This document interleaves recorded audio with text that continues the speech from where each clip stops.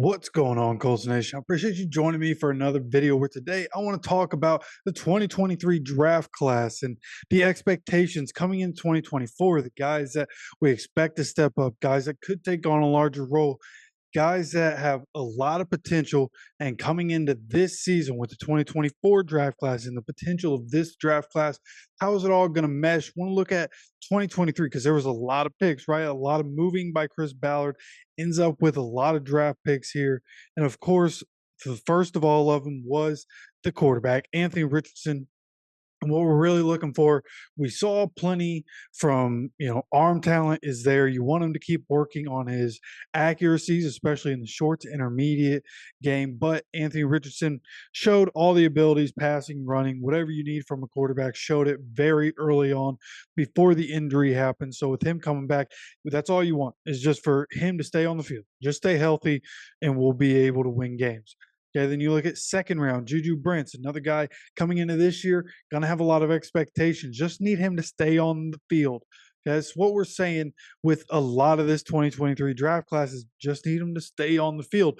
Juju looked really good, and it wasn't perfect, especially rookie cornerbacks. It's never going to be perfect. They're going to get got sometimes trying to learn the game, especially because he missed a lot of the offseason work last year before the year started, right? Had a wrist surgery, I believe it was, that he had to heal from. So missed a lot of that offseason work that the rookies were doing, and then came back in training camp, then ends up with the hamstring injuries that lingered on throughout the year, and he missed a lot of time. So coming back, he's a very physical corner, a big body guy. Again, this is a hometown guy, right? Came up in Indianapolis, so he's playing for the Colts now. It'd be great to see if he can stay on the field. Seems like our second round pick from last year could be a star if he's able to do that. So first round, second round, both those guys need to stay on the field. Josh Downs was able to stay on the field. I think the smallest guy we drafted last year was Josh Downs, and he was a guy that was able to play. And I don't know if it was every game or most games, but pretty much every week you can count on Josh Downs to be out there making plays when he's getting the ball, right? That was really the only issue in his rookie year, was how often he was getting the ball, but he still broke records for, I believe, receptions and yards, if I'm not mistaken, for a rookie wide receiver in Colts franchise history. So Josh Downs doing his thing.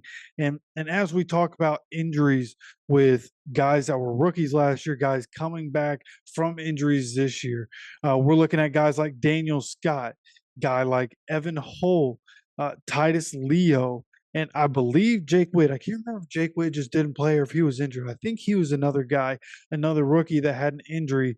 He was Colts' last pick in the draft in round 7. But these guys, you just want to see him stay healthy, especially a guy like Daniel Scott. Okay, round 5, pick 158, but a guy that at least in this offseason, right before the injury last year happened early in the offseason after he got drafted, there was a lot of talk about Daniel Scott, being a guy that could press to be a starter in the lineup. And this year, we're kind of hearing the same thing already, is that Daniel Scott's making plays. Shane Steichen getting his eyes on him, had an interception in OTAs, making plays on the ball. So we'll see what happens. We have minicamp, mandatory minicamp coming up this week, and then nothing until training camp. Training camp's where we're going to see these competitions really ramp up, especially when pads come on. So we're going to keep a close eye on Daniel Scott. Maybe he's the guy, right? We've talked about Nick Cross. And Nick Cross, I personally think Nick Cross is very talented. I hope Nick Cross is able to be that guy for us. But if it's not him, it's clearly not going to be Rodney Thomas. He's inconsistent, makes splash plays, but very inconsistent, and a bit of a liability. So maybe it's Daniel Scott. Maybe he's the guy that comes in and plays opposite Julian Blackman at that safety position. And then Evan Hull's another one, right?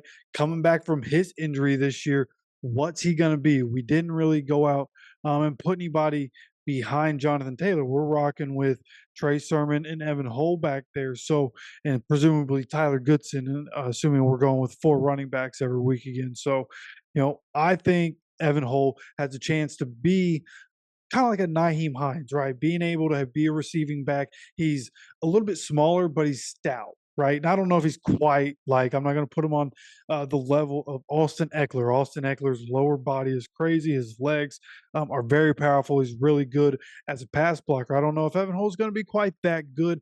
He's got to be able to pick some things up. He is a smaller guy, but I think from being able to run the ball and as a receiver, what he can do with the ball in his hands, I think Evan Hull could be a good 1-2 punch with Jonathan Taylor, and of course, again, Trey Sermon gonna be there. Tyler Goodson presumably still going to be a part of the lineup. He had some good games last year. So rotation running backs could be good. Hopefully Evan Hull's able to come back and be good for us, right? There's a lot of talent in this 2023 draft class. Will Mallory hasn't even been mentioned, and he's among the 2023 draft class. We're just so deep at tight end. Is Will Mallory going to come out and be a star? Probably not. Going to be a rotational piece. He made some plays last year, was able to get into the open field, and with the ball in his hands, he can get rolling. Not the most athletic guy. I feel like he reminds me a lot of George Kittle. Just can't run block like that. If he learns to run block like that, could be very comparable with what he can do with the ball in his hands. But we have Jelani Woods, Drew Ogletree, Molly Cox as a run blocker. Will Mallory just getting buried in the depth chart right now. But looking at some of the other guys, Blake Freeland, hopefully our starting five offensive lineman can stay healthy this year. So hopefully we don't have to see him, but he does have some experience. Tommy Ade is going to be part of the rotation. We don't have to lean on him.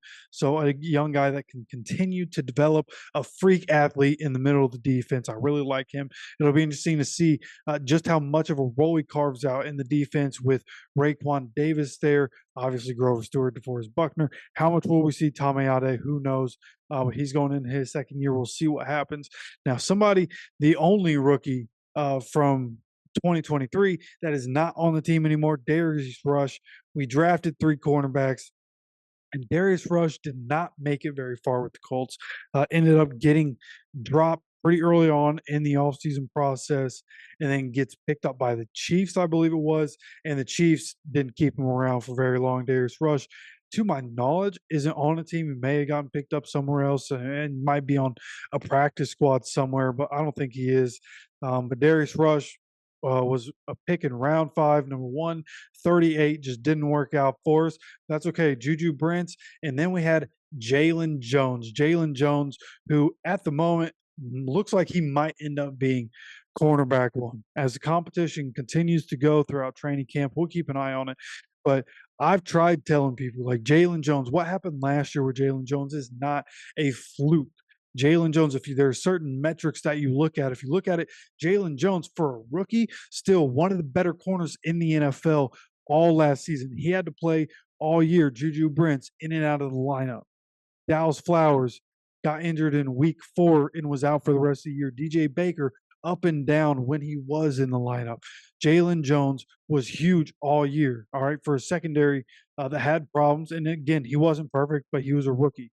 Coming into his second season, time to be more in this system, time to self-evaluate and go figure out what he needs to do. How can he do his job better? Jalen Jones, for real, might be cornerback 1. So we'll keep looking at that. But that's a 7th rounder that Chris Ballard and his guys seem to hit on. So really excited about this draft class. Titus Leo, I kind of grazed over him earlier. Could be a part of the rotation. We'll see how he gets integrated as he comes back from his injury. We're kind of deep at defensive end all of a sudden. So we'll see what happens there. But we have a lot of guys who could play good minutes, right? You have obviously Juju Brents, Josh Downs, Anthony Richardson at the top of that list, Jalen Jones. But then a lot of guys that are questionable. What's going to happen? Daniel Scott, Will Mallory, Evan Hull.